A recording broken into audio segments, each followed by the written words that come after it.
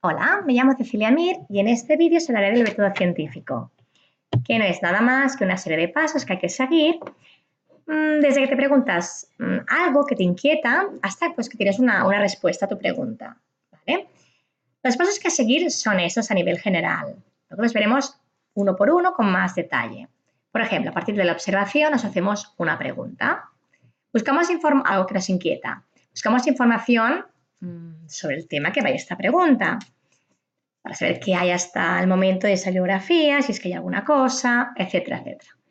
Construimos una hipótesis. Ya veremos que las hipótesis se hacen en forma de pregunta. Tiene que ser una hipótesis de forma que puedes hacer un experimento, ¿de acuerdo? Que al final del experimento pruebes pues, si tu hipótesis, tu pregunta, pues sea contestada. ¿Vale? Y la predicción que tú hagas, si es cierta o no es cierta. Pero en el experimento tendrás unos datos, ¿vale? Los analizarás, sacarás una conclusión. Si el trabajo de investigación es, por ejemplo, es como un trabajo de recerca de bachillerato, sería bueno que para validar un poquito la conclusión, los datos, hagas el experimento varias veces, con el fin que obtengas réplicas, pues hacer una desviación estándar, ¿vale? O sea, si repites el experimento varias veces, sería mucho más válido tu conclusión. Y vamos a explicar primero qué es la observación, a partir de la observación cómo hacemos la hipótesis, ¿vale? A partir de los sentidos, miremos lo que nos envuelve, nos rodea y tenemos una observación. Por ejemplo, te das cuenta que las salamandras en una parte de un estanque, por ejemplo, tienen la cola curvada, cuando tú siempre has visto las salamandras con la cola recta. Bien, a partir de esa observación haces tu hipótesis. Quizás las salamandras, haces como una predicción. Quizás las salamandras de esta zona del estanque tienen la cola curvada porque hay un contaminante en el suelo, que es el que provoca que esta cola pues, se curve. Bueno, ¿vale? Por tanto, sugieres una posible solución al hecho que tengan la cola curvada. Tienes que hacer un experimento, ¿vale? Que te demuestre si es verdad pues, que el hecho de que haya este contaminante hace que la cola sea curvada. La hipótesis siempre se hace en forma de pregunta, pues decir, ¿el hecho de que haya un contaminante en el suelo donde viven hace que las salamandras tengan la cola curvada? O con el if then, el sí o entonces. Si hay un contaminante en el suelo, entonces las salamandras que viven en este suelo, en este hábitat, tendrán la cola curvada. Esta es una posible, te dices, un posible resultado. Recuerda que es muy diferente una hipótesis a una teoría. Una hipótesis, lo que tú estás haciendo es una predicción, es algo que tú, bueno, crees que seguramente es el contaminante lo que provoca que tenga la cola curvada, pero no tienes ni idea si es cierto o no. Una hipótesis es algo que ya que puede prevenir de una hipótesis, pero que ya se ha probado, hay evidencias de que es cierta. ¿Vale? Una teoría es algo que es cierto. Una hipótesis es, bueno, algo que tú crees, que tú predices, pero que no lo has probado todavía. Normalmente, lo que he comentado, a partir de las hipótesis nacen las teorías. La teoría, como os he comentado, es algo cierto, ¿vale? Algo cierto que ya se ha comprobado a partir de diferentes experimentos. Bien, haces tu experimento para probar tu hipótesis, si es cierta o no. En este experimento solo puedes cambiar un solo factor, ¿vale? En este caso sería el contaminante del suelo. Vamos a ver una serie de vocabularios antes, previamente, ¿vale? Para que entendáis un poquito. Por ejemplo, hay que tener muy claro lo que es el grupo control y el grupo experimental, antes de empezar un experimento. Un grupo control es, por ejemplo, una serie de sujetos, de plantas, a las cuales salamandras, en este caso, escogidas al azar, ¿de acuerdo? Que no recibirán ningún tratamiento experimental, por lo que vivirán en un suelo sin el contaminante, por ejemplo. El grupo experimental serán aquellos sujetos, aquellas plantas, aquellas salamandras, lo que sea, que recibirán un tratamiento experimental. Por ejemplo, os voy a hacer un ejemplo. Si tú quieres ver cómo afecta el ruido al resultado de un examen, el grupo control sería una serie de alumnos haciendo un examen en completo silencio. El grupo experimental sería una serie de alumnos del mismo nivel, con las mismas notas más o menos, haciendo el mismo examen, pero en este caso con mucho ruido. ¿Vale? ¿Por qué hacemos el grupo control si no le aplicamos ningún tratamiento ni nada? Lo utilizamos para comparar. En este caso, ¿qué compararemos? Compararemos las notas de esos alumnos del grupo control que estaban en completo silencio con las notas de esos alumnos que han hecho el examen con mucho ruido, ¿vale? Con una orquesta haciendo mucho ruido, ¿vale? Hay además las variables dependiente e independiente. Bien, ¿qué diferencia hay? Cuando hablamos de la variable independiente, es aquella que el experimentador, el que hace el experimento, puede ser un científico, puede ser un alumno, un profesor, es el que manipula. Por ejemplo, si queremos ver cómo afecta un fertilizante al crecimiento de la planta, el fertilizante que tú utilizas o la concentración que tú decides utilizar sería la variable independiente, lo que tú decides, lo que tú manipulas. Voy a poner una concentración baja y una concentración alta. Tú lo decides, tú lo estás manipulando, ¿vale? Eso es la variable independiente. Lo que tú quieres observar al realizar el experimento, en este caso el crecimiento de la planta, ya sea a través pues, de la altura, de lo que crece o del peso, si pesa más es porque ha crecido, ¿bien? Sería la variable dependiente. Aquello que tú mides en el experimento, ya sea con una balanza, con una regla, lo que quieres observar es la variable dependiente, en este caso el crecimiento de la planta. ¿Vale? La variable independiente sería en el eje, si haces un gráfico, lo pondrías en el eje de las X, y la variable dependiente, lo que tú quieres observar, los datos que tendrás en el experimento, será la variable dependiente, en el eje de las Y. ¿Vale?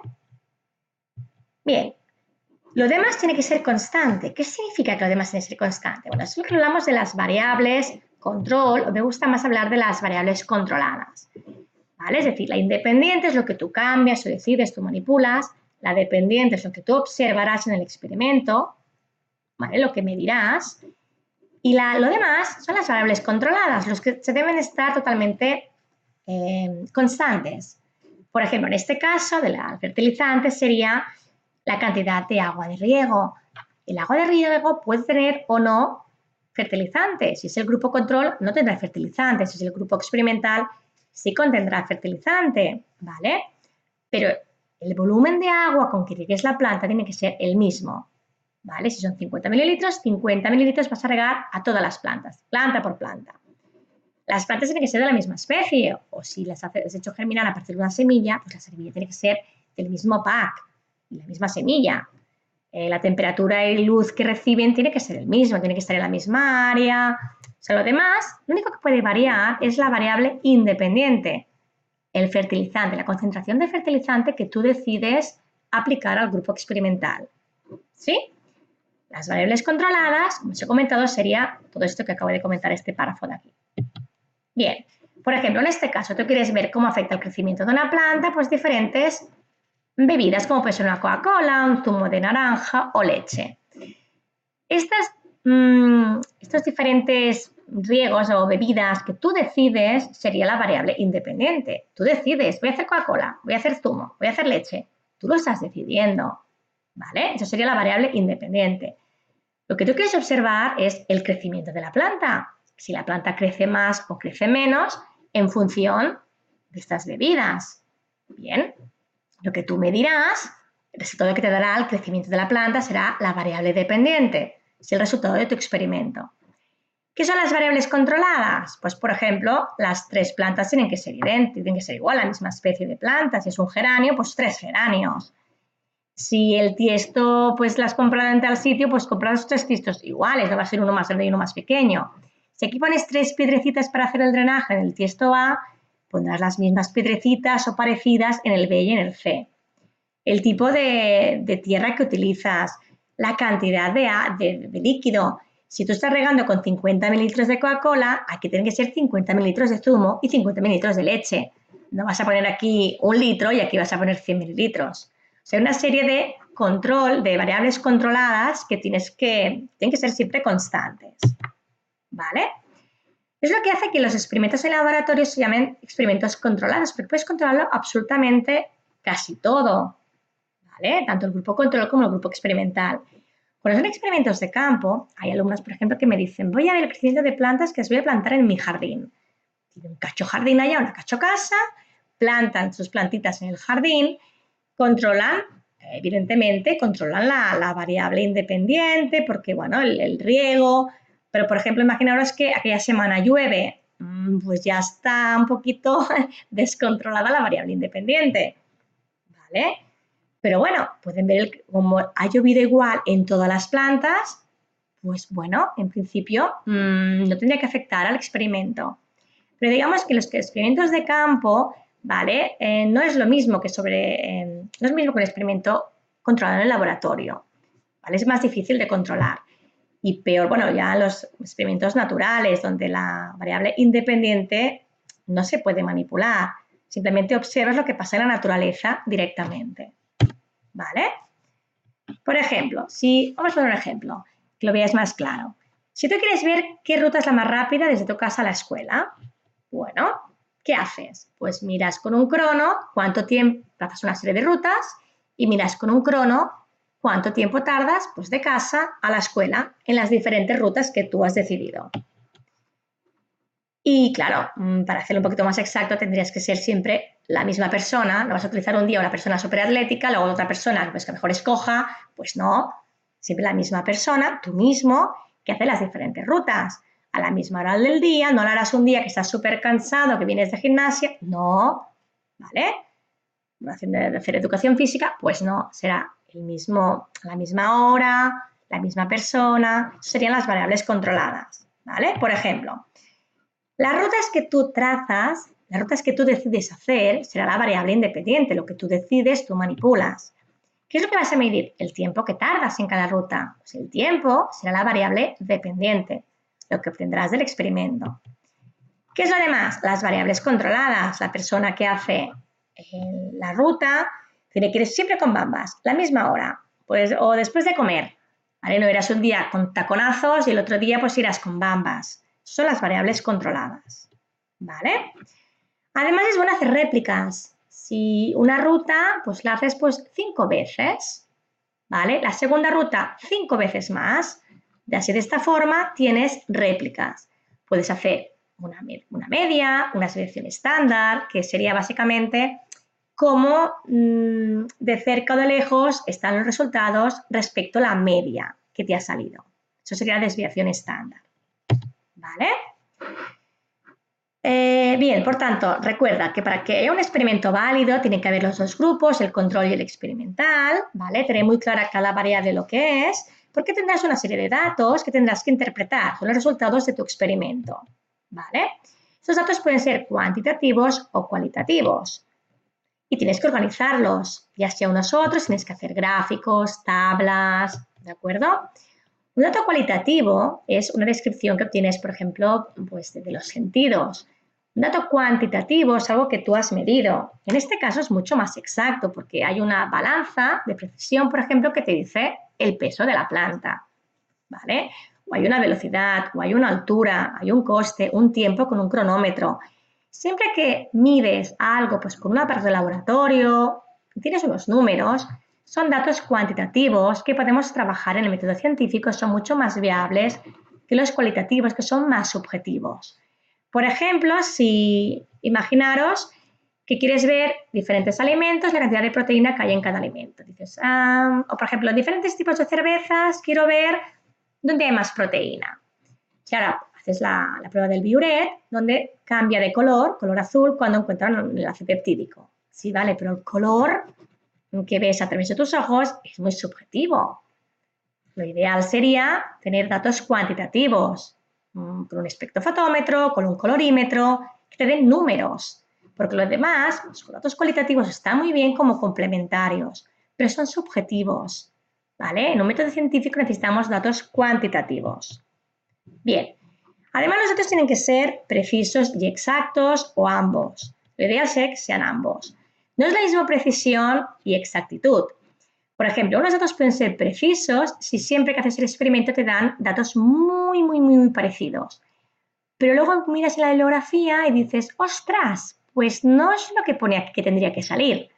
¿Vale? O sea, el dato real está muy lejos.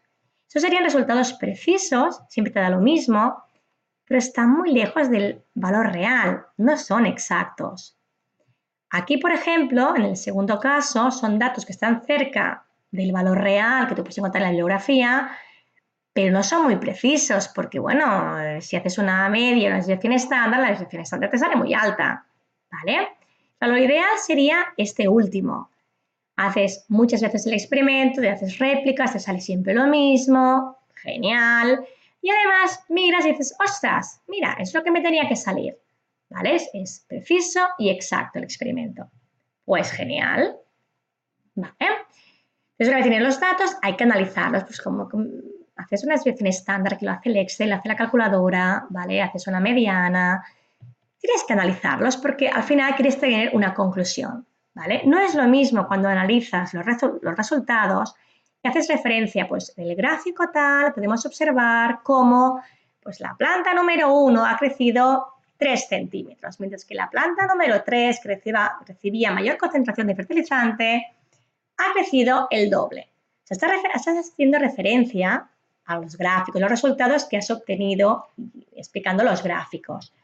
Cuando hablas una conclusión, es cuando tienes que decir si tu hipótesis era cierta o no era cierta. Tienes que responder a tu pregunta.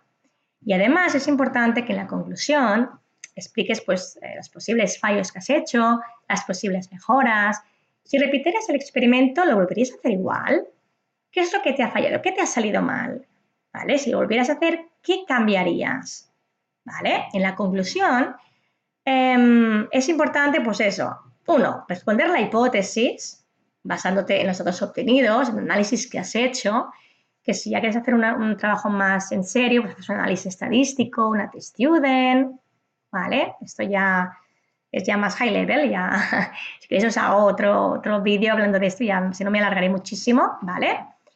Pero sería un poquito, a partir del análisis de resultados, qué conclusión has sacado y un poquito posibles mejoras, puntos débiles, que, bueno, los problemas que has tenido en el experimento, sería la forma de comentarlo, ¿vale? Y evidentemente, si quieres verificar los resultados, si haces el experimento pues varias veces, pues mejor que mejor, con el fin que tu resultado sea más válido. Bien, vamos a repasar. Por tanto, al final, tu lab report, tu trabajo de investigación, tiene que tener una introducción donde haya el problema, o sea, el propósito del experimento, un poquito de información, de teoría, de qué va el tema, y tu hipótesis en forma de pregunta, en forma de sí, tal, tal, tal, entonces, tal, tal, tal.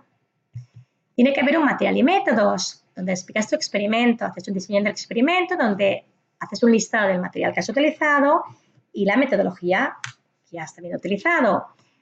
Siempre la idea es pues, que si una persona que no tiene ni idea con tu metodología quisiera hacer otra vez tu experimento, lo haría exactamente igual como tú lo has hecho, porque lo has explicado punto por punto. O sea, el material, tienes que explicar por qué has utilizado ese material y no otro, por ejemplo, explicar punto por punto, paso 1, paso 2, paso 3, ta, ta, ta, ta, todo en forma de listado para explicar cómo has hecho este experimento, ¿vale? Porque si de aquí 3 años quieres volver a repetirlo, que puedas repetirlo exactamente igual.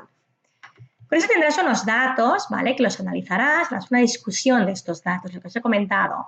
Pues en el gráfico 1 podemos observar, bla, bla, bla, bla, en el gráfico 2, en la tabla tal, ta, ta, ta, ta, ta. Siempre discutiendo, discutiendo los datos para poder formular una conclusión. ¿Vale? En la conclusión tienes que decir si aceptas o no la hipótesis, si igual hicieras el experimento, pues qué posibles mejoras harías, ¿vale? Luego la bibliografía y puedes poner algunos apéndices, ¿vale? Si hay, por ejemplo, muchos datos, muchos gráficos, muchas fotos, pues puedes poner aquí en el final, de forma que no rompe un poquito pues, el hilo conductor del trabajo. Y lo que queda muy bien es hacer un abstract. Después del título del trabajo, ¿vale? Antes de la introducción, hacemos un abstract de una paginita, unas 300, 250, 300 palabras, que es como una versión condensada del trabajo, en el cual explicas pues, un poquito la introducción, un párrafo, tu propósito, la hipótesis, otro párrafo, qué experimento has hecho, un poquito qué es lo que has hecho, y otro párrafo hablando de los resultados y la conclusión que has obtenido. Esto queda muy bien, es cuando en un artículo científico tú te lees el abstract. Si el abstract es atractivo, te acabarás leyendo el artículo en cuestión. Si el abstract dice mucho, dices, qué penoso es esto, pues ya no te lees el artículo. Por tanto, el abstract tiene que ser como un resumen de todo el trabajo. Muy bien, pues con esto he acabado y recordar, como dijo Einstein, si no eres capaz de explicar el método científico de forma simple, es que no lo has entendido suficiente. Hay una parte 2, hay un vídeo 2, ¿vale? En el que se haga un poquito de una parte práctica. A lo mejor os ayuda un poquito más a entender las variables dependiente, independiente y todo esto. Pero nunca, nunca os deis por vencidos. Never give up. ¿Vale? Muchas gracias. Hasta la próxima. Adiós.